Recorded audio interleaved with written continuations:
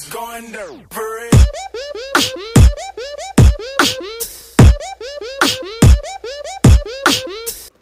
Assalamualaikum warahmatullahi wabarakatuh. Kembali lagi bersama saya Rizky Alfalah dengan konten teori sastra. Pada kesempatan ini kita akan membahas pendekatan interteks yang ada pada novel Pintu Terlarang dan film Pintu Terlarang.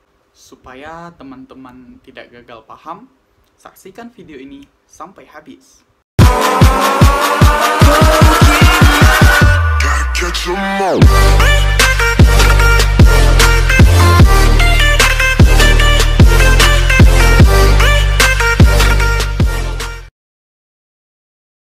Sebelum melakukan pembahasan, kita harus tahu dulu nih, apa sih itu pendekatan interteks.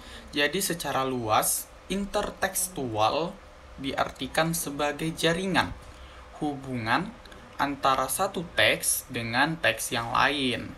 Lebih dari itu, teks itu sendiri secara etimologis berarti tenunan, anyaman, penggabungan, susunan, dan jalinan.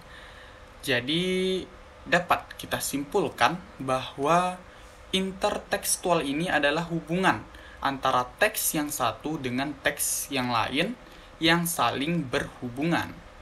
Novel dan film Pintu Terlarang merupakan dua karya yang berbeda.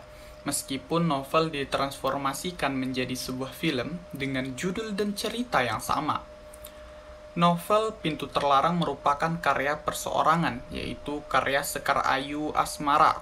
Sedangkan film Pintu Terlarang merupakan karya yang dibuat secara bersama-sama. Yang menjadi sutradaranya yaitu Joko Anwar. Novel Pintu Terlarang terbagi menjadi 3 cerita. Masing-masing ceritanya ini berkaitan sampai akhir dan ditulis secara silih berganti. Cerita pertama menceritakan tentang rentang hidup masa kecil Gambir yang membunuh kedua orang tuanya karena ia sering dianiaya secara fisik dan psikis oleh kedua orang tuanya. Cerita kedua menceritakan Gambir yang merupakan seorang pematung yang sukses dengan patung wanita hamil, dan ia menggunakan janin asli dalam karyanya, termasuk janin istrinya. Talida adalah istri Gambir yang berselingkuh dengan orang-orang terdekat Gambir. Ia melakukan hal tersebut karena permintaan dari ibu Gambir yang tak menginginkan cucu dari Gambir. Cerita ketiga, yaitu cerita terakhir, menceritakan tentang seorang wartawan bernama Ranti yang meliput mengenai kisah kehidupan Gambir yang merupakan korban dari kekerasan rumah tangga. Dan Ranti ini memiliki seorang kekasih bernama Dion yang ternyata merupakan pelaku kekerasan rumah tangga juga. Jika dalam novel menceritakan 3 cerita yang terpisah namun tetap berkaitan, sedangkan pada film Pintu Terlarang terfokus menceritakan Gambir yang seorang pematung yang dikhianati oleh istrinya dengan cara berselingkuh dengan sahabat-sahabat Gambir karena diperintah oleh Meni atau ibu Gambir yang sangat membenci Gambir, anak kandungnya sendiri yang ia anggap sebagai pematung gila. Namun pada awal cerita hingga akhir cerita dimunculkan sesosok anak kecil yang kemunculannya sangat misterius sehingga membuat penonton penasaran. Anak kecil tersebut menghantui dan meneror Gambir. Pada cerita di dalam film, Talida juga melarang Gambir untuk membuka sebuah pintu. Namun pada akhirnya Gambir membuka pintu tersebut dan hayalannya berakhir. Cerita mengenai Ranti hanya diceritakan pada saat akhir cerita saja, dan kisah mengenai Ranti ini dan kehidupannya tidak diceritakan di dalam film.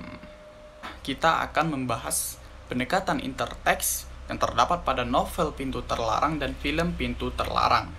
Transformasi novel Pintu Terlarang ke dalam film terdapat beberapa perbedaan, yaitu pada aktan pokok dan aktan tambahan. Namun pada skema aktan utama yang merupakan kristalisasi dari aktan pokok memiliki persamaan pada aktan subjek, objek, penerima, dan penolong. Pada aktan penentang terdapat perbedaan.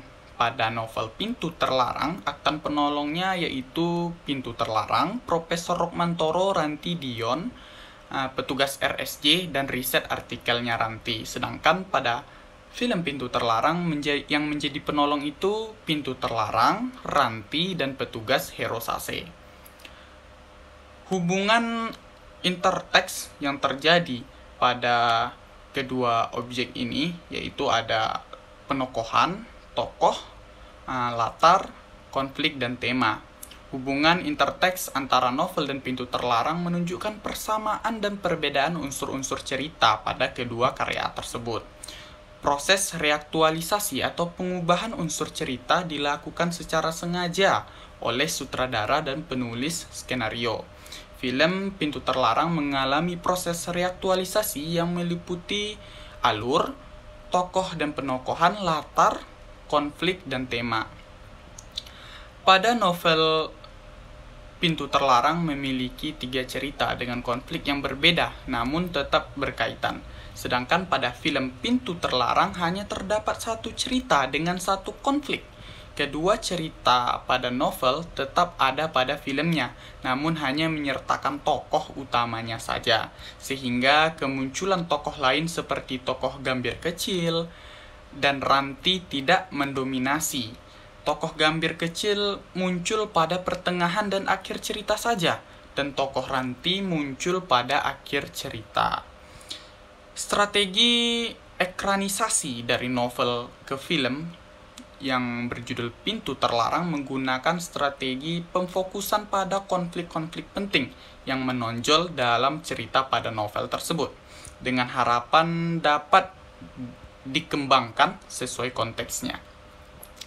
Jika melalui mekanisme tafsir visual, transformasi pada kedua karya susastra ini, yaitu Pintu Terlarang, novel Pintu Terlarang maksud saya, dengan film Pintu Terlarang, ini adalah memberikan kita supaya sekreatif mungkin. Karena Sekar Ayu Asmara sebagai penulis novel Pintu Terlarang mempercayakan sepenuhnya proses ekranisasi pada Joko Anwar sebagai penulis dan sutradara. Nah, demikianlah pembahasan kita pada hari ini terkait pendekatan interteks yang terdapat di dalam novel dan film Pintu Terlarang. Terima kasih telah menonton video ini sampai habis. Jangan lupa like, comment, share, and subscribe. Saya akhiri. Wassalamualaikum warahmatullahi wabarakatuh.